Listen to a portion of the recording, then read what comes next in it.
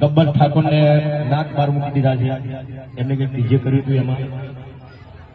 તો જ્યારે ઠાકોર સમાજનું સંમેલન હતું સેક્ટર 11 માં, ત્યારે પણ હું ડીજેમાં કદી ગાતો નહીં. કમલેશભાઈ તમને ખબર છે, અશોકભાઈ તમને ખબર છે, રોહિતભાઈ તમને ખબર છે. મેં એક વિનંતી કરી હતી જ્ઞાનીબેનને.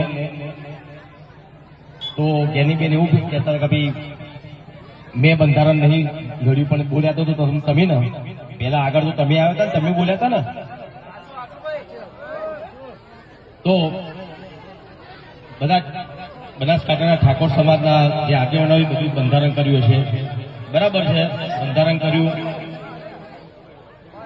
ઘણા બધા એવા ઠાકોર સમાજમાં ઘણા બધા એવા કુરિવાજો હતા જે બહુ સારું કામ કર્યું છે ઠાકોર સમાજના બધા આગેવાનોએ. પણ એના લીધે ડીજેના જે કલાકારો હતા બનાસકાંઠામાં બિચારા ઘેર બેસી ગયા. અને જે આગેવાનો બંધારણ કર્યું એ લોકોને ખબર નહીં ડીજે એટલે હું. ખબર છે કમલેશભાઈ? ના. એવું કહેતા હતા કે ડીજે વગાડશો એટલે બધા ભેગા થશે, નાચશે, કુશે, દારૂ પીશે ને ઝઘડા થશે. એવું જરૂરી નહીં. કોઈ ઢોલ વગાડતો તો દારૂ પીનારો પીવાનો જ છે, ઝઘડા કરનારો ઝઘડો કરવાનો જ છે. તો ડીજે બંધ થવાથી સમાજમાં સુધારો આવશે એ વસ્તુ ખોટી છે. જે ડીજે બંધ થયા છે એને લીધે ઘણા બધા કલાકારોના બિચારા એ લોકોનો રોજગાર બંધ થઈ ગયો છે. એ લોકોને ખબર નહીં પડતી. એ બધા મોટા માણસો છે, મોટા માણસો એટલે ડીજેની એમને ખબર નહીં પડતી.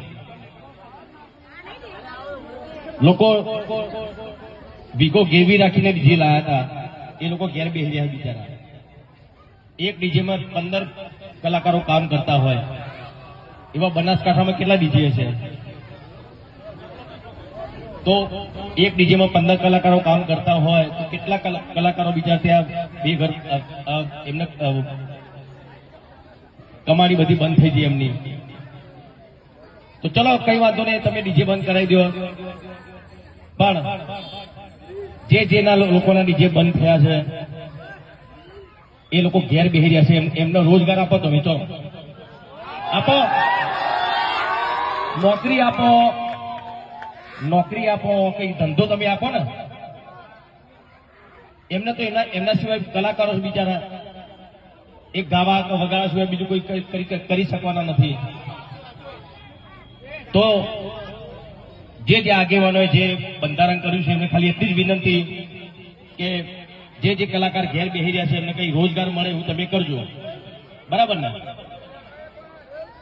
ના, આપણા બાજુ ડીજે બંધ નહીં થવાનું. અને કોઈ બંધ કરાવવા આવો તો મને